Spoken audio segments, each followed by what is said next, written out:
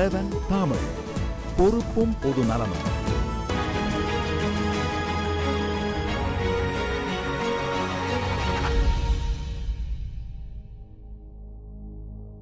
Budget எதிர்பார்ப்புகள் நிகழ்ச்சி தொடர்கிறது. அதாவது இன்னும் சற்று நேரத்தில் தாக்கல் செய்யப்படுகிறது இந்த நிதியாண்டிற்கான பொது பட்ஜெட். யாருக்கு சாதகமான சூழல் அமைய போகிறது? சிறு குறு தொழில் நிறுவனங்கள் எல்லாம் வளர்ச்சி அடையுமா?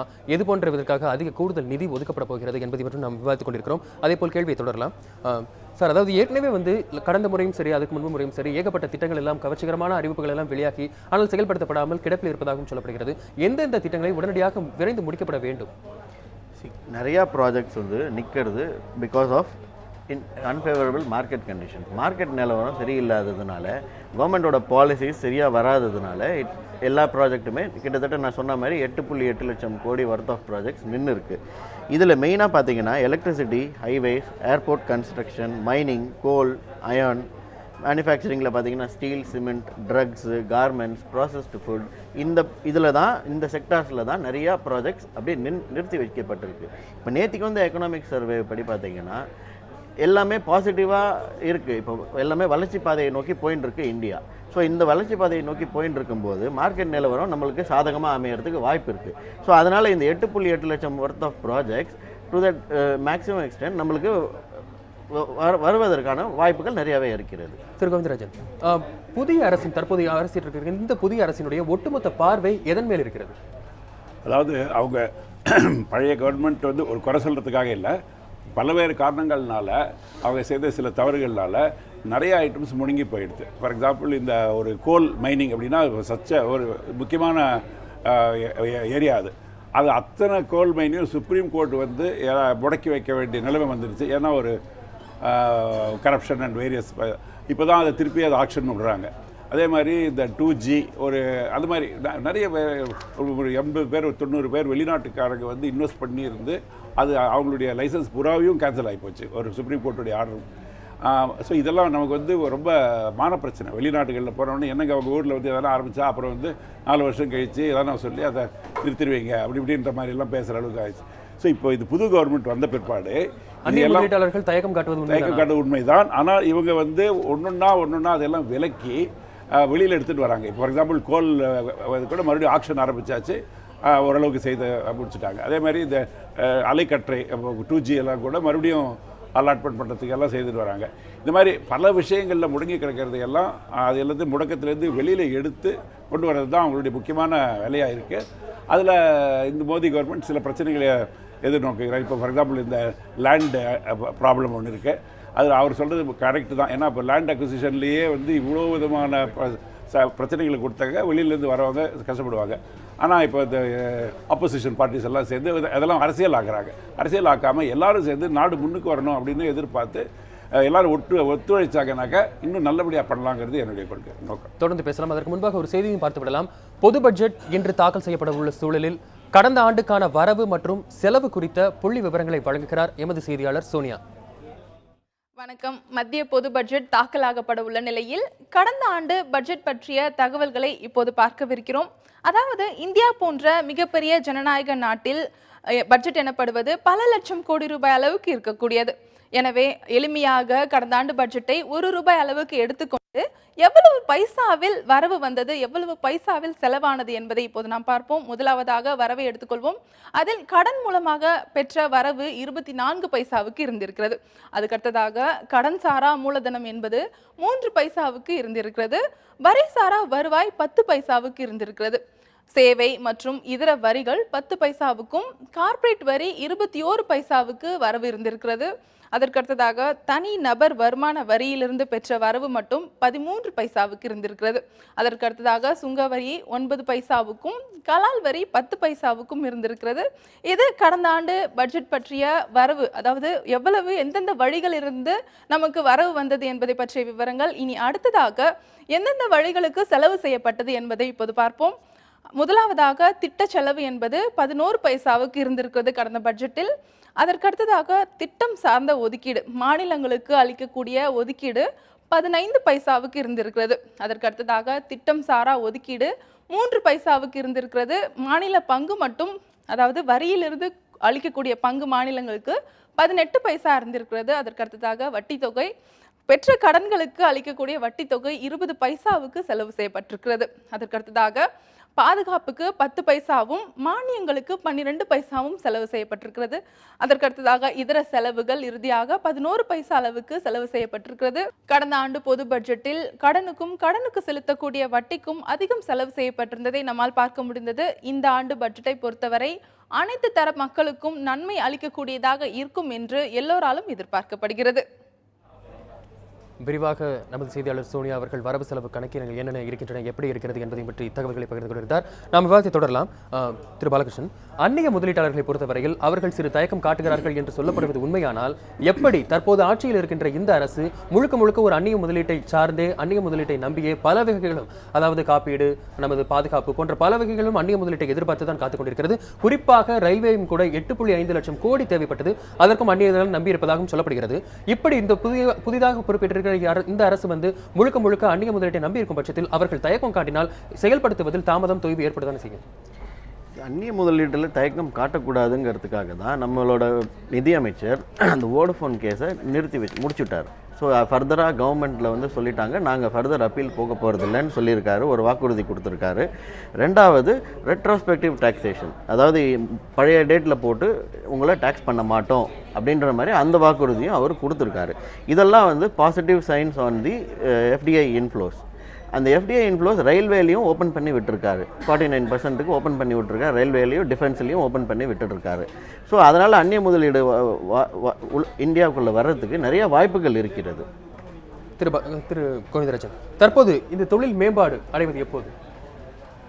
அதே இந்த எல்லா விதமான சேஞ்சஸ் எல்லாம் ஸ்லோவாக தான் வரும். இப்போது பீப்புள் என்ன எதிர்பார்க்குறாங்கன்னா, சரி மோடி வந்துட்டார், நாளை காத்தாலே எல்லாமே தராலும் சேஞ்ச் ஆகிடும். அந்த மாதிரி நடக்காது. ஏன்னா பல சிக்கல்கள் இருக்குது, ரொம்ப நாளாக நடந்துகிட்ருக்கிற சிக்கல்கள். அது எல்லாம் ஒன்றுன்னா விடுவிச்சு வெளியில் கொண்டு வரணும். வேலை தொடங்கி நல்லா நடந்துகிட்ருக்கு. அவங்க இப்போ அதில் வேறு அவங்க நல்ல பொலிட்டிக்கல் பிரச்சனைகளை எதிர்த்து நோக்குறாங்க. அது எல்லாத்தையும் வெளியில் வந்து மெல்ல தான் செய்யணும். பட்டு நல்ல எனக்கு என்னுடைய எக்ஸ்பெக்டேஷனாக ஒரு 1 இயர்க்குள்ளேயே இந்த பட்ஜெட்டில் இது ப்ரெசென்ட் பண்ணி அடுத்த பட்ஜெட்டுக்குள்ளேயே டெஃபினட்டாக அருமையான சேஞ்சஸ் வரும். எல்லா விதமான தொழில்கள் முடங்கி இருக்கிற அவர் சொன்ன மாதிரி 8 லட்சம் கோடி ரூபாய் தொழில்கள் எல்லாமும் வெளியில் வரும். இது போன்ற விஷயங்களை அடிப்படையாக வைத்து ஓராண்டில் ஒரு நல்ல மாற்றம் ஏற்படுறது எதிர்பார்க்கலாம். கண்டிப்பாக இது போன்ற விஷயங்கள் அதுக்கு அடிப்படையாக இருப்பது என்னென்ன விஷயங்கள்? முக்கியமாக ஒன்று வந்து இந்த தட் இஸ் லேபர் லா வந்து சேஞ்ச் பண்ணணும்.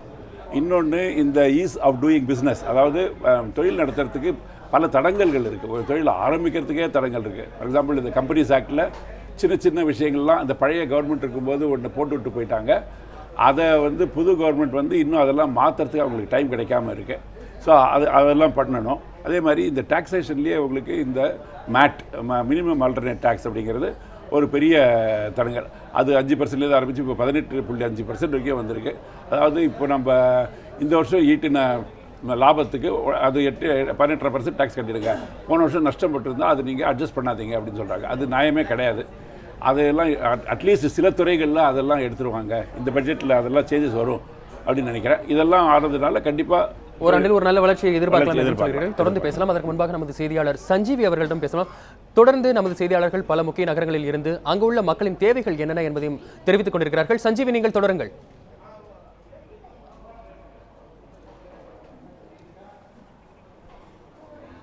நன்றி வசந்த். அதாவது இன்னும் சற்று நேரத்தில் இந்த பட்ஜெட் ஆனது தாக்கல் செய்யப்பட்டுள்ளது. இந்நிலையில் தற்போது சென்னையில் உள்ள தனியார் நட்சத்திர ஹோட்டலில் ஃபிக்கி என்று அழைக்கக்கூடிய தொழிலதிபர்களின் கூட்டமைப்பை சேர்ந்த கூட்டம் தற்போது நடந்து கொண்டிருக்கிறது. நேரடியாக இந்த இடத்தில் வந்து அதாவது நிதியமைச்சர் படிக்கக்கூடிய இந்த பட்ஜெட்டுகளை வைத்து இவர்கள் திட்டத்தை வந்து இது பண்ணி கொண்டிருக்கிறார்கள். அதுபோல வந்து இந்த இடத்தில் பல தொழிலதிபர்கள் இருக்கிறார்கள். இந்நிலையில் நம்முடைய வந்து மத்திய பிரதேசத்தின் முன்னாள் பினான்ஸ் செக்ரட்டரி, அதாவது நிதித்துறை செயலாளராக இருந்த மற்றும் ஃபிக்கியுடைய முக்கியமான உறுப்பினராக கூடிய சிவராமன் நம்முடைய இருக்கிறார். அவரிடம் இந்த பட்ஜெட்டின் எதிர்பார்ப்புகளை பற்றி சில கேள்வி கேட்கலாம். வசந்த் சார், வணக்கம் சார். சார், இந்த பட்ஜெட்டில் முக்கியமாக தொழிலதிபர்கள் எதிர்பார்க்கக்கூடிய விஷயங்கள் என்னவா சார் இருக்கு? தொழிலதிபர்கள்னு சொல்ல முடியாது, ஆனால் இந்த பட்ஜெட்டில் மிகப்பெரிய மாறுதல்கள் ஏற்படலாம். அதற்கு முக்கிய காரணம் என்னவென்றால், இந்த 14வது திட்டக்குழு அது வந்து முன்னாள் இருந்தபடி ஃபைனான்சியல் இன்டர்ஸ்டேட் ஃபைனான்சியல் ரிலேஷன்ஸ் மிகப்பெரிய மாறுதல்கள் கொண்டு வந்திருக்கிறார்கள். முன்பில் 5 இயர் பிளான்ஸுக்கு பணம் வந்து கவர்மெண்ட் ஆஃப் இந்தியா வந்து வருஷம் கொடுப்பார்கள். அவர்கள் நினைத்தபடி கொடுப்பார்கள். ஆனால் இப்போ வந்து 14th ஃபைனான்ஸ் கமிஷன் வந்து அதை மொத்தமாக இதில் சேர்த்து டிவிசிபிள் பூல்லேருந்து கொடுக்கறதுக்காக அவங்க ரெக்கமெண்டேஷன் பண்ணியிருக்காங்க. அதை வந்து கவர்மெண்ட் ஆஃப் இந்தியா அக்செப்ட் பண்ணியாச்சு. அதனால் என்ன ஆகும் என்றால் இப்போ வருங்காலத்தில் வந்து 5-year பிளான்ங்கிற ஒரு பேரே இருக்காது. அதாவது அந்தந்த மாகாணம் என்னபடி செயல்படுத்த விரும்புகிறாலோ அது பிரகாரம் தான் நடக்கும். அதனால் இவருடைய பட்ஜெட்டில் மிகப்பெரிய மாறுதல்கள் ஏற்படும். ஏன்னா கவர்மெண்ட் ஆஃப் இந்தியாவிலேருந்து ஸ்டேட் கவர்மெண்ட்டுக்கு பணம் போகிறதெல்லாம் இப்போ டேக்ஸ் வழியாக போகும், டேக்ஸ் மற்றபடியாக போகும். அதுக்கு ஃபைனான்ஸ் கமிஷன் என்ன விகிதம் பண்ணியிருக்காங்க, நிச்சயம் பண்ணியிருக்காங்களோ அதுவும் பிரகாரம் தான் போகணும். அவங்க நினைச்சபடி போக முடியாது. அதே தடவையில் என்ன ஆகும் என்றால் சில திட்டங்கள் அதுக்காக கவர்மெண்ட் ஆஃப் இந்தியா பணம் கொடுத்துட்டு இருந்தாங்க. அதாவது police modernisation, district administration modernisation, judicial modernisation, இதுக்கெல்லாம் தனித்தனியாக பணம் கொடுத்துட்டுருப்பாங்க. அது பணமெல்லாம் நின்று போயிடும். ஆனால் தொழிலாளர்களுக்கு என்ன வரும்னு சொல்ல முடியாது. ஏனென்றால் கவர்மெண்ட் ஆஃப் இந்தியாவின் வருவாய் குறைந்துவிடும். வருங்கிற வருவாயிலிருந்து இவங்களுக்கு ஸ்டேட் கவர்மெண்ட்டுக்கு ஜாஸ்தியாக போகும். அதனால் சென்ட்ரல் கவர்மெண்ட்டில் வந்து வருவாய் எப்படி அவர்கள் அதிகரிப்பார்கள், எந்த விதமாக அதிகரிப்பார்கள், டேக்ஸ் ரேட்டை குறைக்க முடியுமா, குறைக்க முடியாமல் இருக்க முடியுமா, எக்ஸம்ஷன்ஸ் எல்லாம் ரிமூவ் பண்ணிவிடுவாங்களா, செலவை குறைப்பாங்களான்னு ஒன்றும் சொல்ல முடியாது. சார் இப்போ நேற்று வந்து இந்த எக்கனாமிக்ஸ் ரிலீஸ் ஆன பிறகு பார்த்தோம் அப்படின்னா ஷேர் மார்க்கெட் வந்து உடனே ஹைக் ஆச்சு, கிட்டத்தட்ட பயங்கர ட்ரெண்டிங்கில் இருந்தது. அதுக்கு பிறகு பார்த்தோம் அப்படின்னா அதாவது முதலீட்டாளர்கள் எக்ஸ்பெக்ட் பண்ணுற மாதிரி ஒரு பட்ஜெட் வரும்னு எதிர்பார்க்குறீங்களா சார் நீங்கள்? நான் என்ன எதிர்பார்க்குறேன்டா, அவங்க ஷேர் மார்க்கெட்டுக்கு எக்கனாமிக் சர்வே பற்றி ஒன்றுமே புரியல. ஏன்னா எக்கனாமிக் சர்வே நிதானமாக படிச்சிருந்தாங்களே, அது ஒரு டெக்னிக்கல் ரிப்போர்ட்டாக இந்த வருஷம் வந்திருக்கு. அதை படித்திருந்தாங்கன்னா நல்லா புரிஞ்சிருக்கும் உங்களுக்கு. ஏன்னா அடுத்த வருஷம் எக்கனாமிக் க்ரோத் வந்து 0.7% தான் சொல்லியிருக்காங்க. இந்த 7.5% இந்த வருஷம் 7.5% க்ரோத் இருக்குன்னு சொல்லியிருக்கிறது. அது கூட எப்படி இருக்குன்னு தெரியாதுன்னு எக்கனாமிக் சர்வேல எழுதியிருக்காங்க. அந்த 7.4% அடுத்த வருஷம் 8.1லேருந்து 8.5 வரைக்கும் இருக்கலாம். அப்போ ரெண்டுக்கும் வித்தியாசம் பார்த்தீங்கன்னா 0.7% யா 1% தான் வர முடியும் க்ரோத்து. அந்த 1% க்ரோத்துங்கிறது இவ்வளோ பெரிய எக்கானமியில் தெரியக்கூட தெரியாது. அதனால் இந்த மாதிரி ஷேர் மார்க்கெட் வந்து எக்ஸூபரன்ஸ்ன்னு தான் சொல்லலாமே ஒழிய ஷேர் மார்க்கெட் ஒரு ஃபண்டமெண்டல்ஸ்னால மேலே போகிறதில்ல. அதே எக்கனாமிக் சர்வே பார்த்தீங்கன்னா அதில் எழுதியிருக்கான் 30% கம்பெனி இந்தியாவில் வந்து அவங்க கடன் வாங்கின வட்டி கூட அவங்களால கொடுக்க முடியறதில்ல. அதுக்கு மேலே இருக்கிற 30% கம்பெனி வந்து கொஞ்சம் அளவு வட்டி கொடுக்குறாங்க ஒழிய அவங்களாலையும் பெரிய ப்ராஃபிட் பண்ண முடியறதில்ல. சில கம்பெனி தான் ப்ராஃபிட் பண்ணி கார்பரேஷன் டேக்ஸ் கொடுக்குறாங்க. 8 லட்சம் கோடி வரைக்கும் ப்ராஜெக்ட்ஸ் வந்து ஸ்டால்டு நிலைமையில் இருக்குது. அதாவது ஒன்றுமே நடக்கிறதில்ல. அதனால ஷேர் மார்க்கெட்டோட experience is a false experience as far as I am concerned. Sir இப்போ இந்த அதாவது நேற்று வந்து திட்டத்தின் படி பார்த்தோம் அப்படின்னா மோடி வந்து மேக் இன் இந்தியா என்ற திட்டத்தை கொண்டு வராரு. இதனால வந்து எக்ஸ்போர்ட்ஸை கம்மி பண்ணிட்டு அதாவது எக்ஸ்போர்ட்ஸ் அதிகப்படுத்தணும், இம்போர்ட்ஸை கம்மி பண்ணுற ஒரு திட்டத்தில் இருக்காங்க. ஸோ உள்ளுக்குள்ள வந்து இன்வெஸ்ட்மெண்ட்ஸ் அதிகமாக வாய்ப்பு இருக்கா? இல்லை, அது எப்படின்னாக்கா ப்ரைவேட் செக்டரில் இப்போ ப்ரைவேட் செக்டரில் பணம் கிடையாது. ப்ரைவேட் செக்டர்னால பேங்க் சிஸ்டம் வந்து கொலாப்ஸ் ஆகிற நிலைமைக்கு வந்திருக்கு. ஏன்னா அவங்க பணம் திருப்பி கொடுக்கறதில்ல. என்பிஎஸ் வந்து ஜாஸ்தியாக இருக்குது. அதனால் ப்ரைவேட் செக்டர் இன்வெஸ்ட்மெண்ட் வந்து இந்த வருஷம் எதிர்பார்த்த அளவுக்கு இருக்க முடியாது. அது எக்கனாமிக் சர்வேல கரெக்டாக எழுதியிருக்காங்க. கவர்மெண்ட் தரத்துலேருந்து இன்வெஸ்ட்மெண்ட் வந்தால் ஒருவேளை ப்ரைவேட் செக்டர் இன்வெஸ்ட்மெண்ட் கொஞ்சம் இன்க்ரீஸ் ஆகலாம். அதை தவிர ஸ்டால்டு ப்ராஜெக்ட், சில ப்ராஜெக்ட்ஸ் வந்து நல்ல ப்ராஜெக்ட்ஸ் வந்து கவர்மெண்ட் ஆஃப் இந்தியா கிளியரன்ஸ் கொடுக்குறாங்க. இப்போ அந்த கிளியரன்ஸ் கொடுக்குறதுனால கொஞ்சம் அது மேலே வரதுக்கு சான்ஸ் இருக்குது. சார் இப்போ நீங்கள் சொல்கிறீங்க ப்ரைவேட் கிட்ட அந்த அளவுக்கு இன்வெஸ்ட்மெண்ட் இல்லைன்னு சொல்கிறீங்க. அதே நேரத்தில் வந்து நேற்று அந்த பட்ஜெட்டில் வந்து பிபிபி அதாவது ப்ரைவேட் அண்ட் பப்ளிக் பார்ட்னர்ஷிப் இருக்கும் அப்படின்னு சொல்லியிருக்காங்க. ஸோ இது எந்த அளவுக்கு சாத்தியம் நினைக்கிறீங்க? இது ப்ரைவேட் பிபிபி வந்து ஆல்ரெடி இருக்குது. பல இடங்களில் பிபிபி இருக்குது. சில இடத்துல கொலாப்ஸ் ஆகிடுது. ரோட் செக்டரில் கொலாப்ஸ் ஆகிடுது. அதே மாதிரி இந்த இது பார்த்தீங்கன்னாக்கா அதாவது ஏர்போர்ட் செக்டரில் சில ஏர்போர்ட்ஸ் ஃபங்க்ஷன் பண்ணுறது, சில ஏர்போர்ட்ஸில் பண்ண விடுறதில்ல. அதனால எக்கனாமிக் சர்வேல வந்து பிபிபி மாடலையே கொஞ்சம் வேறுபாடு விதமாக அமைக்கணும்னு சொல்லியிருக்காங்க. அது வந்த பிறகு தான் ஒரு மாதிரி அது பிக்கப் ஆகும். சார் இப்போ நெக்ஸ்ட் இயர் இந்த நடப்பாண்டில் பார்த்தீங்கன்னா growth rate வந்து 8.1 8.5 வரைக்கும் நினைக்கிறாங்க. சாத்தியம் நினைக்கிறீங்களா? 8.1 8.5 வந்து அது எப்படின்னாக்கா இப்போ இருக்கிற அளவு வந்து growth rate 7.4% சிஎஸ்சிஓ சொல்லியிருக்காங்க. அந்த 7.4%க்கே யாரும் திருப்திகரமாக இல்லை. அவங்க கொடுத்த எக்ஸ்பிளனேஷன் திருப்திகரமாக இல்லை. எக்கனாமிக் சர்வேலேயே எழுதியிருக்காங்க. சுப்பிரமணியம் எனக்கு நல்லா தெரியும், அரவிந்த் சுப்பிரமணியத்தை. அவரே எழுதியிருக்கார் திருப்திகரமாக எனக்கு இல்லை, எக்ஸ்பிளனேஷன் அவர் கொடுக்கல. ஆனால் அதை பேஸாக வச்சுட்டு தான் 8.5 போகும்னு சொல்கிறேன். அப்போ ரெண்டுக்கும் வித்தியாசத்தை பார்த்தீங்கன்னாக்கா இந்த வருஷம் அதாவது 2015-2016 economy will grow only between 0.7 and 1%. அதுக்கு மேலே க்ரோத் கிடையாது. அதை தான் நம்ம பார்க்கணுமே ஒழிய 8.5% பார்க்கக்கூடாது. நன்றி, தேங்க்யூ சார். வசந்த் தற்போது அவர் கூறியது கேட்டோம். அதாவது நேற்று அறிக்கையை எக்கனாமிக் சர்வே படி பார்த்தோம் என்றால் கிட்டத்தட்ட 8.1 8.5 கொடுக்கப்பட்டுள்ளது. ஆனால் கண்டிப்பாக அந்த அளவுக்கு வருவதற்கு வாய்ப்பில்லை. ஆனால் அதே போல பார்த்தோம் என்றால் பப்ளிக் அண்ட் பிரைவேட் பார்ட்னர்ஷிப் ஏற்கனவே நிலுவையில் உள்ளது. ஆனால் அது இந்த ஆண்டு, அதாவது இந்த ஆண்டை பொறுத்தவரை பார்த்தோம் என்றால் தனியாரிடம் கூட இன்வெஸ்ட்மெண்ட், அதாவது இது அந்த அளவுக்கு இல்லை. ஆனால் மத்திய அரசும் இந்த விஷயத்தில் என்ன செய்ய போகிறது இல்லை என்று குழப்பமாக உள்ளது என்று கூறினார். அந்த கருத்தை கேட்டோம் வசந்த். உங்கள் தகவல்களுக்கு நன்றி சஞ்சீவி. பட்ஜெட் குறித்த எதிர்பார்ப்புகள் எந்த அளவு இருக்கிறது, அதேபோல் பங்குச்சந்தையிலும் சரி இந்த பட்ஜெட் தாக்கல் செய்யப்படும் போது இதில் எதிரொலி எப்படி இருக்கிறது பங்குச்சந்தையிலும் என்பதையும் பார்க்கலாம். அதேபோல் சமூக வலைதளங்களிலும் இந்த ஒரு தாக்கல் செய்யப்படும் பட்ஜெட் குறித்த கருத்துக்களை பொதுமக்களும் தெரிவித்துக் கொண்டிருக்கிறார்கள். இப்பொழுது பங்குச்சந்தை நிலவரத்தையும் சமூக வலைதள பதிவுகளையும் பார்க்கலாம். அதனை வழங்குகிறார் மிருணாளினி. வசந்த், பங்குச்சந்தை காலையில் ஒரு மிகுந்த ஏற்றத்தோடு ஆரம்பித்தாலும் இப்போ ஒரு ஏற்றத்தாழ்வையே சந்திச்சுட்டு இருக்கு அப்படின்னு தான் சொல்லலாம். இப்போ நீங்கள் பார்க்குற மாதிரி, அதாவது 194.77 புள்ளிகள் தான் உயர்ந்திருக்கு சென்செக்ஸும் சரி நிஃப்டியும் சரி இப்போ ஏற்றத்தாழ்வுகளே சந்திச்சுட்டு இருக்கு. இங்கே நீங்கள் பார்க்குற மாதிரி 37 கம்பெனிஸ் அட்வான்ஸில் இருக்குது, அப்புறம் 13 கம்பெனிஸ் டிக்ளைனில் இருக்குது. ஸோ இதையடுத்து இப்போ சமூக வலைதளத்தில் அடுத்த லெவலில் மக்கள் என்ன போட்டிருக்காங்க அப்படின்னு பார்க்கலாம். I wish there 2 twitters for, அதாவது இந்தியா வர்சஸ் UAE மேட்சும் நடந்துகிட்டு இருக்கு. அதனால 2 ட்விட்டர் இருந்தால் நல்லாயிருக்கும். எங்களால் ரெண்டையுமே மிஸ் பண்ண முடியல. அதாவது பட்ஜெட்டையும் நாங்கள் பார்க்கணும், அதையும் பார்க்கணும். அதனால எனக்கு 2 ட்விட்டர்ஸ் இருந்தால் நல்லாயிருக்கும் அப்படின்னு போட்டிருக்காங்க. அதே மாதிரி இன்னொரு சொல்கிறார் ஆக்சுவலாக மெக்கல்லமே மேட்சை விட்டுட்டு பட்ஜெட் தான் பார்க்கணும் அப்படின்னு நினைக்கிறாரு. ஸோ அந்த விதமான ஒரு எதிர்பார்ப்பை இந்த பட்ஜெட் ஏற்படுத்துது அப்படின்னு சொல்லிட்டு ஒரு ட்வீட் போட்டிருக்காங்க. இதை அடுத்து அதாவது எப்போ பட்ஜெட் தாக்கல் செய்யப்பட்டாலும் ப்ரீஃப் கேஸ்க்கு நம்ம கொடுக்குற இம்பார்ட்டன்ஸ் அதிகமாயிருது. ஏன்னா எப்பவுமே அவங்களோட ஃபைல்ஸ் எல்லாம் ப்ரீஃப் கேஸில் கொண்டு வரதால அதான் அவர் போட்டிருக்காரு. whenever எனி பட்ஜெட், எந்த பட்ஜெட் வந்தாலும் இந்த leather briefcase gets significance அப்படின்னு சொல்லிட்டு போட்டிருக்காரு. இதை அடுத்து அடுத்து அப்துல் கலாம் அவர்கள் இன்னைக்கு ட்வீட் பண்ணியிருக்காரு. அவர் என்ன சொல்லியிருக்காருன்னா, எஜுகேஷனிலும் ஹெல்த் கேர்லையும் தான் இந்த வாட்டி பட்ஜெட் அதிகமான இம்பார்ட்டன்ஸ் கொடுக்கப்படணும். அதுதான் நம்ம இந்த நாட்டுக்கு கொடுக்குற நல்ல இன்வெஸ்ட்மெண்ட்டாக இருக்கும் அப்படின்னு சொல்லிட்டு அப்துல் கலாம் அவர்கள் ட்வீட் பண்ணியிருக்காங்க. அதை அடுத்து பாஜகவின் பொதுச் செயலாளர் அமித்ஷா அவர்கள் சொல்லியிருக்காரு, இந்த வாட்டியான பட்ஜெட் ஏழைகளின் கண்ணீரை துடைக்கிற அளவுக்கு ஒரு நல்ல பட்ஜெட், அவங்களுக்கு சந்தோஷத்தை கொடுக்கக்கூடிய அளவுக்கு ஒரு நல்ல பட்ஜெட்டாக இருக்கும் அப்படின்னு சொல்லிட்டு இன்னைக்கு காலையில் சொல்லியிருக்காரு. இப்போ சொல்லியிருக்காரு, அதோட செய்தி வெளியாக இருக்கு. இதை அடுத்து அதாவது எஜுகேஷனல் லோன்ஸ், இந்த பட்ஜெட் நம்ம அதிகமாக முதல்ல எதிர்பார்க்குற ஒரு விஷயம் படிப்பு, எஜுகேஷனுக்கு அவங்க அதிகமாக இம்பார்ட்டன்ஸ் கொடுப்பாங்க அப்படின்னு சொல்லிட்டு. ஸோ அந்த ரேட்ஸ்க்கு அந்த லோன்ஸ்க்கு இன்ட்ரெஸ்ட் ரேட்ஸ் கம்மி பண்ணப்பட்டால் மக்கள் இன்னும் சந்தோஷமாக இருப்பாங்க அப்படிங்கிற ஒரு ட்வீட்டை.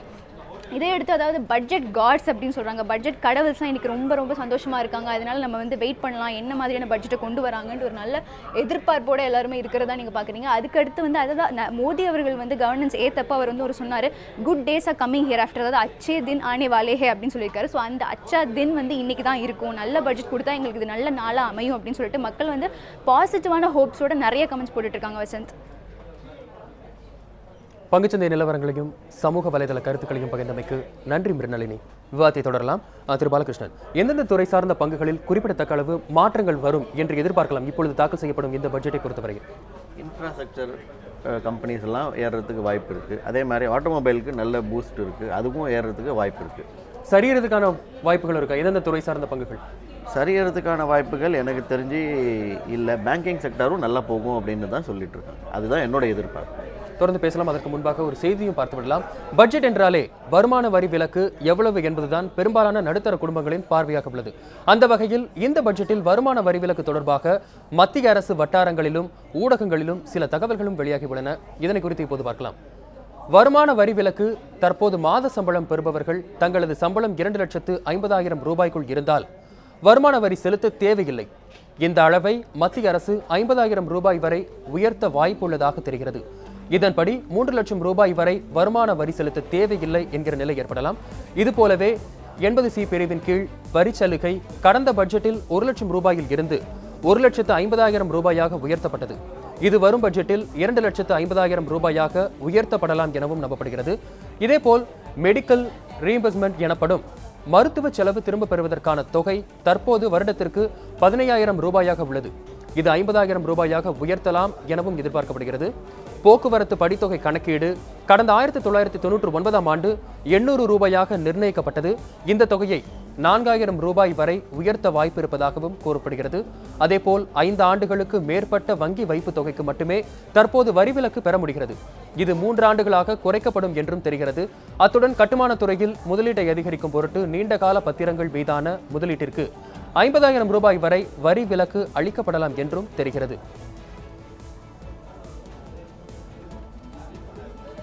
பட்ஜெட்டின் எதிர்பார்ப்புகள் குறித்து விவாதித்துக் கொண்டிருக்கிறோம். நமது செய்தியாளர்களும் ஒவ்வொரு பெருநகரங்களில் களத்தில் இருந்து கொண்டு அங்குள்ள பொதுமக்கள், தொழில்துறையினர், விவசாயத்தில் ஈடுபடுவோர் அவர்கள் அனைவரது தேவையும் எந்த அளவு இருக்கிறது என்பதை குறித்த நேரடி தகவல்களை அங்கிருந்து நம்மோடு பகிர்ந்து கொண்டிருக்கிறார்கள். தற்பொழுது கோவையில் நமது செய்தியாளர் ஷெர்லி இருக்கிறார். அவரோடு பேசலாம்.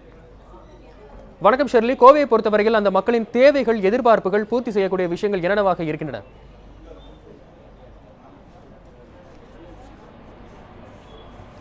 வணக்கம் வசத். தற்போது பார்த்தோன்னா கோவைங்கிறது ஒரு தொழில் நகரமாக இருக்குது. இந்த தொழில் நகரத்தில் பார்த்தோன்னா சுமார் 50,000க்கும் மேற்பட்ட சிறு குறு தொழில் நிறுவனங்கள் இருக்குது.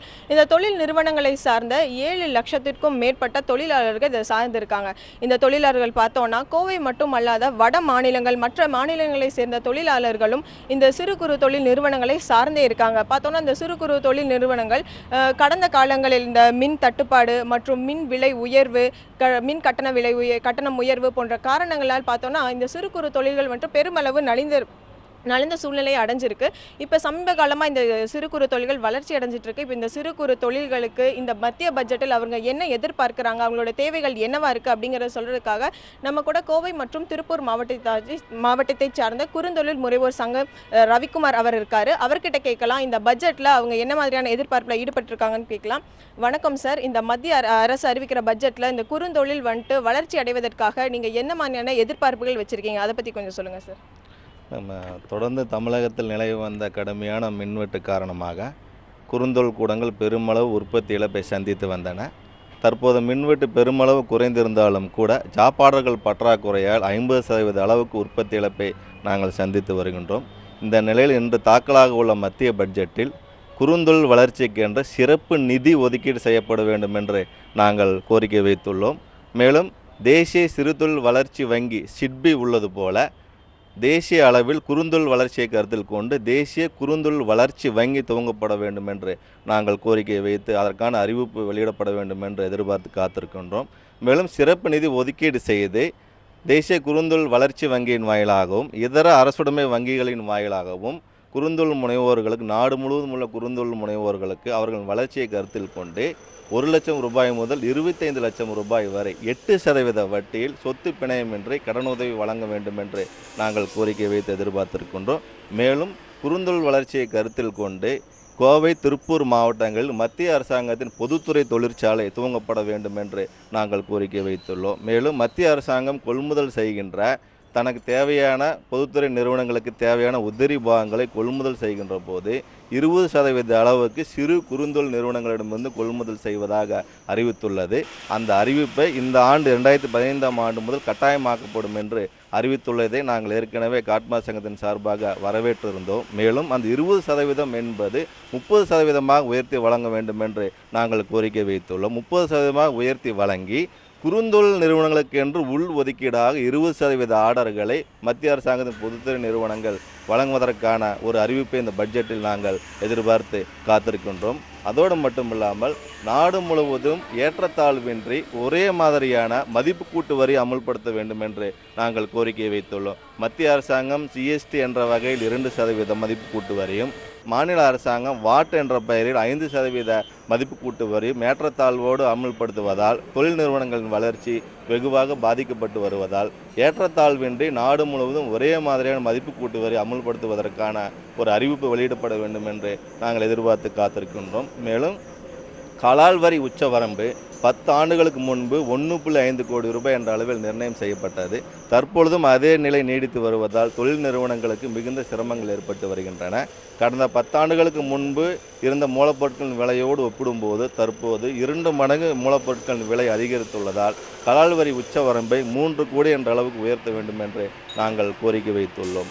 மேலும் அதோடு மட்டுமின்றி குறுந்தொழில் முனைவோர்கள் 25 லட்சம் ரூபாய் வரை அரசுரிமை வங்கியில் கடனுதவி பெற்றுள்ளவர்களுக்கு அவர்கள் விண்ணப்பிக்கின்ற குறுந்தொழில் முனைவோர்களுக்கு கால நீட்டிப்பு 3 ஆண்டுகளுக்கு வழங்க வேண்டும் என்று நாங்கள் கோரிக்கை வைத்து எதிர்பார்த்திருக்கின்றோம். தற்போதைய சூழ்நிலையில் 3 மாத தவணை அல்லது 4 மாத தவணை ஒரு குறுந்தொழில் முனைவோர் செலுத்தவில்லை என்றால் நான் பர்ஃபார்மன்ஸ் அக்கௌண்ட் என்று கூறி என்பிஏ என்று கூறி வங்கி அதிகாரிகள் சட்ட நடவடிக்கைக்கு உட்படுத்துகின்றார்கள் குறுந்தொழில் முனைவோர்களை. இது தவிர்க்கப்பட்டு குறுந்தொழில் முனைவோர்கள் விண்ணப்பிக்கின்றவர்களுக்கு கால நீட்டிப்பு வழங்கி குறுந்தொழில்கள் வளர்ச்சிக்கு மத்திய அரசாங்கம் உதவ வேண்டும் என்று நாங்கள் கோரிக்கை வைத்துள்ளோம்.